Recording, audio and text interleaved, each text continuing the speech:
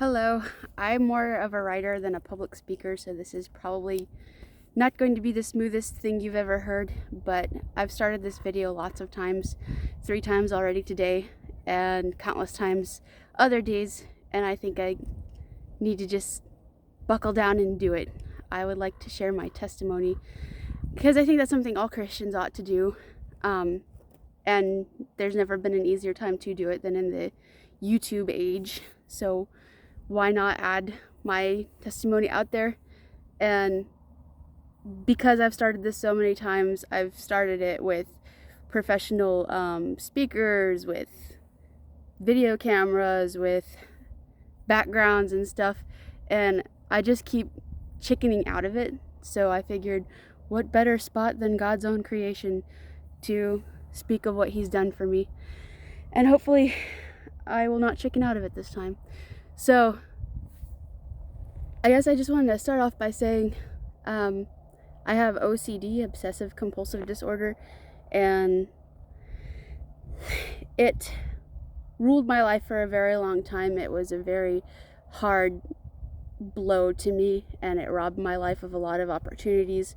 For those of you not familiar with it, it's obsessions that your own mind creates, and then compulsions that you have to complete in order to get over the obsession, and it becomes a disorder when you're doing it the greater majority of your time. And I don't want to get too in depth on anything, just that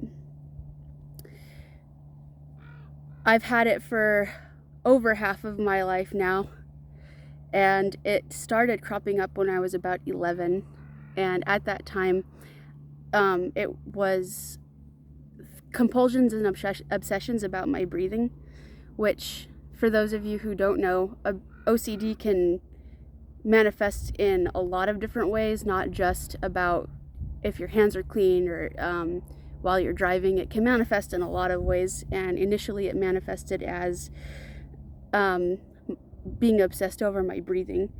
And so it just kind of started popping in out of nowhere one day, and it wasn't bad initially. It weirded me out, but it didn't scare me until it wouldn't go away, and I thought that it would. So there was one day I was on this walk with my family, and it was kind of the fall, a beautiful day, very sunny, but people were noticing that I seemed out of sorts, and they were asking me about it, and I kind of just laughed it off.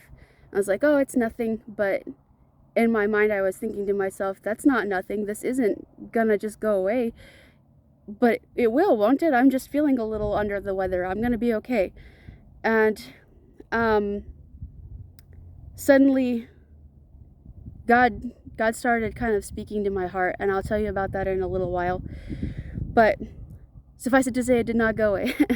And in fact, it just kept getting worse until I couldn't focus on schoolwork. I couldn't read books. And I don't want to get into too much detail about what my obsessions and compulsions were, just that they consumed every waking moment, everything that I did, and just ate my quality of life. But it wasn't so much that I felt like I could talk about it, because I kind of felt like, well, on one hand, maybe I'm not the only one in the world who does this, and if I talk about it, I'm just a big whiny baby. But on the other hand, this is really stark raving crazy. So who am I going to tell that's not going to judge me? But then third, this little sneaky voice of the OCD started coming in and was saying, well, if you do tell anybody, then I'm going to destroy your ability to breathe, and you're either just going to have anxiety for the rest of your life that's going to be so crippling you won't be able to do anything, or you're just going to straight up die. And as irrational as that sounds, I believed it. Like, I can't tell anyone. And honestly, I thought that the voice of the OCD was the voice of God. So when it came to that, it was like God's telling me, if I don't do these compulsions and keep it to myself and just swallow it and do it because it's my good service as a Christian, then He's going to kill me. And I really, really believed that. And because it wasn't so bad as that yes, I was missing out on some schoolwork stuff. Yes, I was noticeably angsty sometimes, but I didn't think it was bad enough that it warranted risking telling anybody until I was 20 years old. The OCD tends to morph throughout your lifetime if you're familiar with it, but if you're not, it does. As you grow up, especially, it will morph over time. And so initially it was just obsessions about God and my breathing, but then around the age of 20, it also became intrusive images, and specifically intrusive images about really nasty movies and video games I had been exposed to that would just keep playing. And not just images, but also sometimes the sounds would play through my mind. And it was horrifying because it was kind of realistic, and it wasn't straight up hallucinations, but it was real enough that it terrified me, and all the other stuff that was going on terrified me too on top of that. But it all became this kind of mixed conglomerate of fears and feelings. Like, if I'm thinking of a bad image, then I'm not allowed to get a full breath until I get the bad image out of my mind. And so many crazy thoughts and feelings that A, I can't even remember, and B, if I could, it would take forever to talk about each of them. But I spent a lot of my time dealing with compulsions, and within the space of 2 weeks, I had so lost my peace and even, shall I say, sanity, that I couldn't take it anymore. And one night I blew up in my room, and my parents came in, and I finally just broke down and explained everything that had been going on for the last 9 years. And they were like, well, the first thing we're going to do is pray for you, and then we're going to start looking for help and see if we can figure out what's going on here. And I actually got put in contact with a psychiatric nurse who said, yes, it sounds like you have OCD. And so then I got put in contact with another doctor that confirmed it and diagnosed it, and put a face to the monster, so to speak, that yes, you have OCD, this is what it is, and this is how to deal with it. And then after that, lots of stuff happened. But the biggest thing that happened was I had a sports accident where I cracked my skull from the base of my ear all the way up to the crown of my head. And as you can well imagine, that jiggled the brain and made things much, much worse. And it got to the point where I loathed and hated God, because I felt like I was entitled to him healing this and taking it away, especially in regards to the images. I would think of them as like these demonic images and manifestations, and I'd be like, God, you gave me authority over stuff like that, so why aren't you taking this away? And for a long time, my head was just, it felt like I was in a mist or a fog that wasn't lifting, and I couldn't see through it. I couldn't think clearly.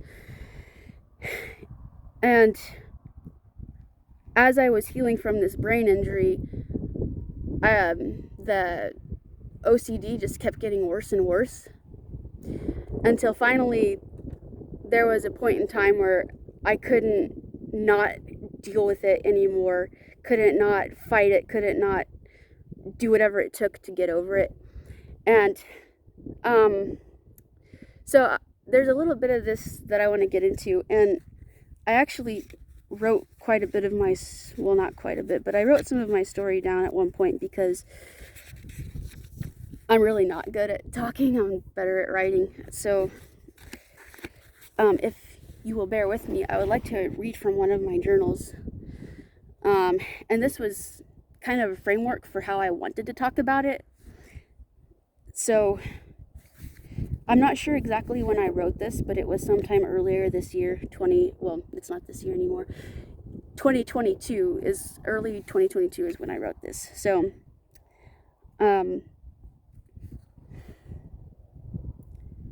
God just doesn't choose to heal people sometimes. It doesn't mean he isn't good or you weren't good. It means the creator of the universe exercised his godhood and declined to operate in the way man thought best. He uses the foolish things of this world to confound the ways of the wise. He cripples Jacob in the wilderness, so although he cannot run with his children anymore, he can run to righteousness and teach the nations. So few people know how much I have suffered because of the OCD. I know I have been heard screaming, seen ripping out my hair, and I've been absolutely mortified whenever people have witnessed this. But though there have been numerous surface outbursts, these are no accurate indications of the depth of agony I have experienced. Your very own mind attacking you, the place that is supposed to be private and safe, full of horror and monstrous usurpers to my peace. There have been times I begged to know why me, times I loathed God, and tried to physically and verbally curse him. There have been times I longed for death with every fiber of my being, wishing with all my heart I could know what its silence felt like, compared to the chaos of my mind. Even now there are times when my mind feels so loud I just want to scream and be swallowed by madness. So to consume me on the offhand that I can feel alone in my own head for once. And of course this agony had me begging God to give me a miracle. I tried to cry out for years, and he chose not to bestow one on me. But about a year ago, I realized that before my OCD even got started, God told me not only was that I was going to have OCD, but also that he wasn't going to heal it. So it happened around the age of 11, and this is the walk I was telling you about. My symptoms were just beginning to occur, and at this point I thought it was just a silly brain fart that would correct itself in a day or two. I was walking with my family, and I believe it may have been fall. The air was crisp and so very fresh. The trees were stirring in a rejuvenating breeze, and sunlight was dappling the road through their leaves. A beautiful afternoon, but inwardly I was doing compulsions, feeling disturbed and telling myself, just do it, this will stop soon, and you're probably just not feeling well. As I was worrying, suddenly I felt God lighting up my mind. It is hard to describe, but it's like he gave me a sense of the time scale of my life. I could see, but also not see, a long, hard life of hardship before me. And I could sense how the next many years were going to get way worse before they got better. As God gave me this glimpse of time, he spoke to my heart very clearly and said simply, "It's going to be okay." When I finally remembered this, it was like a storm blowing itself away from my mind. The moment God brought this day back into my mind, everything began to click. Clarity. He had chosen this path for me years ago and told me it would be okay. What does he mean? He means he will work it out. He has used this hardship to strengthen in me a steel that cannot be broken, and knows not a sword its match. Withholding a healing from me has brought me so close to him in a way that no fear on earth or out of it can pluck me from.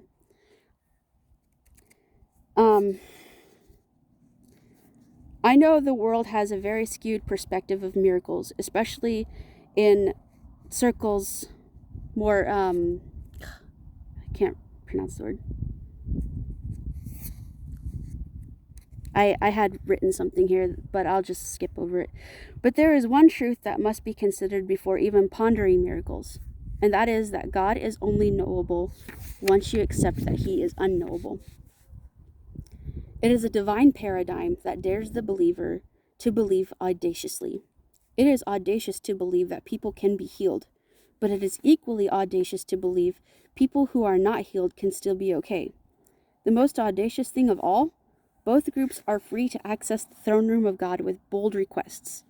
What is a miracle anyway? A miracle is the unmerited favor of God. But I'm here to remind that the unmerited favor of God is also the unmerited favor of God, meaning you don't have to receive a miracle to be the favored of the Lord. Let us not grow weary while doing good, for in due season we shall reap if we do not lose heart. I would have lost heart, unless I had believed that I would see the goodness of the Lord in the land of the living. I have the audacity to believe God and can heal horrible wounds and diseases and things of the sort. But I also have the audacity to be excited about what God is doing through me, in me, and for me. I'm not trying to say I have no hope for my condition. I'm also not trying to make this a pep rally. I only hope to be an encouragement, though people may feel discouraged. We know so much truth with our heads, and though God does not inflict torture when we are feeling sick or unwell, we are in the unique position to know with our spirits who God is and what he means toward us. Not heart. Our heart is subject to as much corruption as anything that can happen to our bodies. Now you know with your heart would be just too meaningless and trite, but to know something in your spirit, the place where the most immovable mortars are laid. Now that is awe-inspiring. Our spirit person does not have illnesses, diseases, or things that are going on with it. It does not have wounds or mental diseases, but being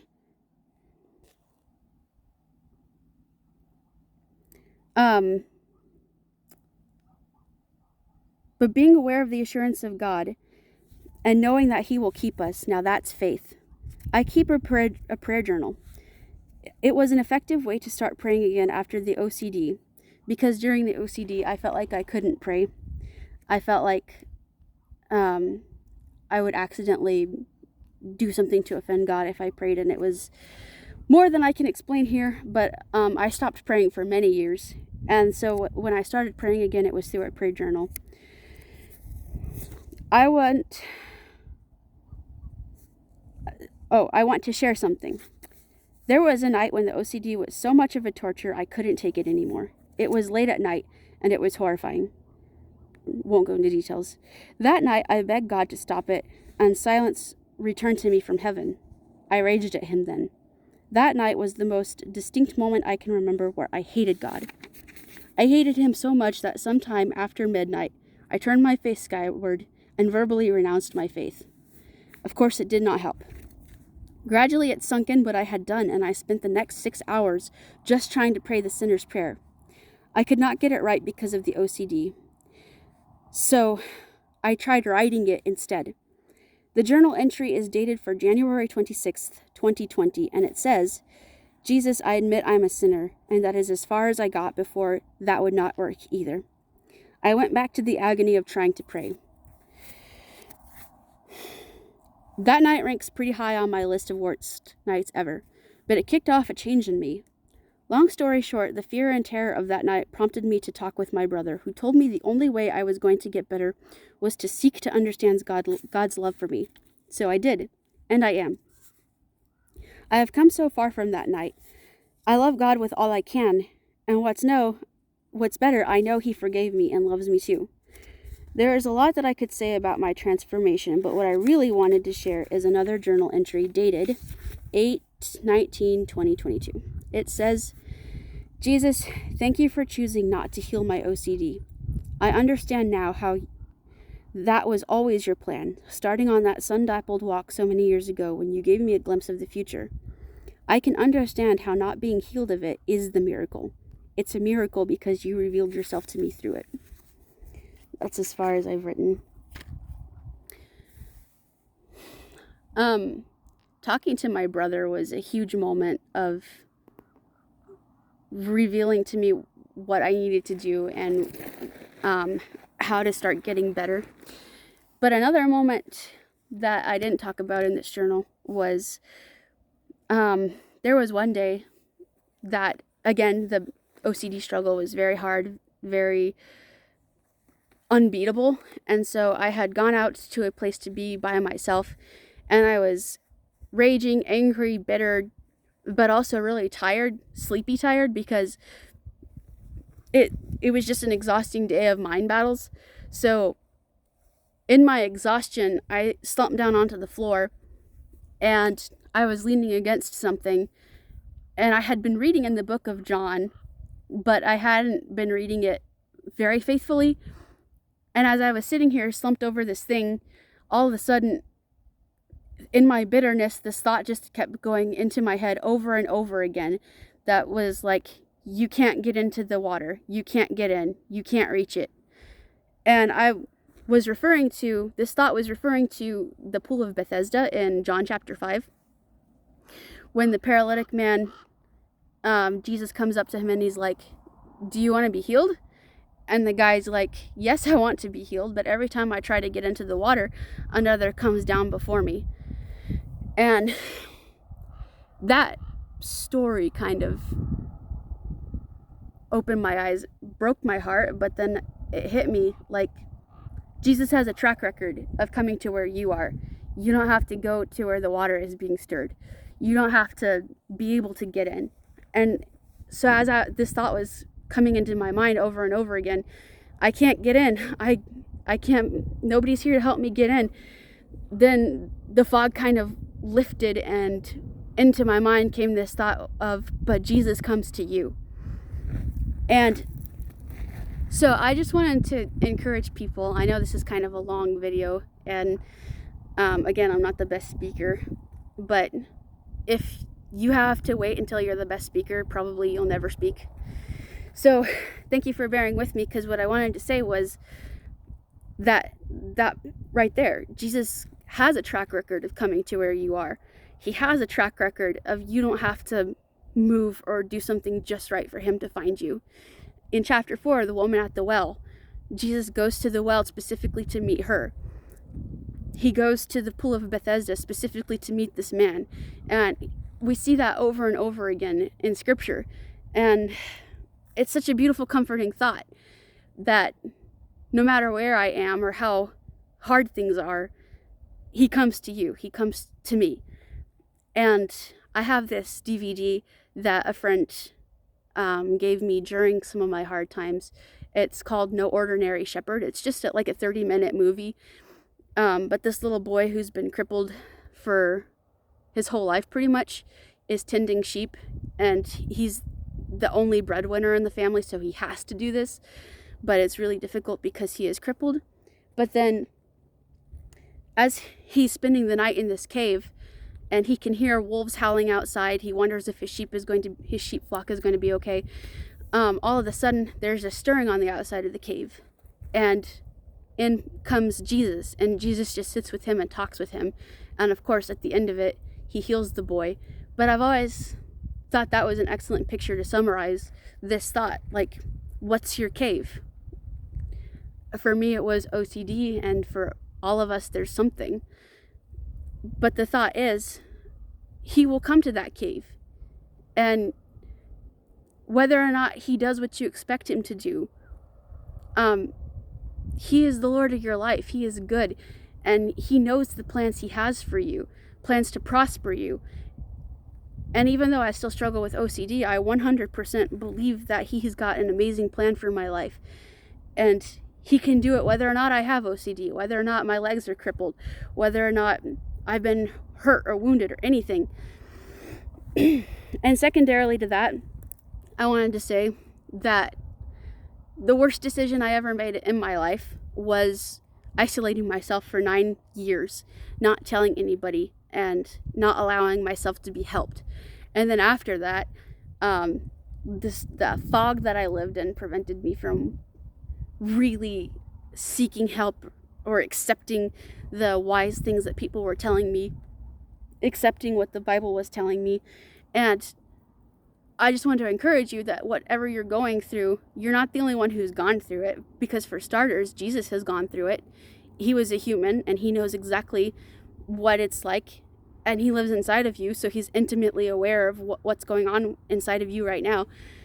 But secondarily to that, you don't know what other people have been through before, and you don't know the extent of grace and love that God can extend to you through the people around you. You should not keep things bottled up inside of you. You should not allow the enemy or your problems to isolate you from the world and keep you from having an encounter with Jesus, having that reassurance of others praying for you and others standing beside you in the gap. So if you have something that you've been keeping to yourself, this is your encouragement now to go talk to your Christian fellowship people, be it a mother, a sibling, aunt, friend, church member. Just make sure you're talking to somebody godly, of course, but don't keep holding it in, because it's in that isolation that the enemy tries to attack you. It's in that isolation that your eyes are blinded to see Jesus. Let Jesus be the one to come into your life and heal you. And start by telling somebody. Start by talking about it. Start by not keeping it bottled up in yourself.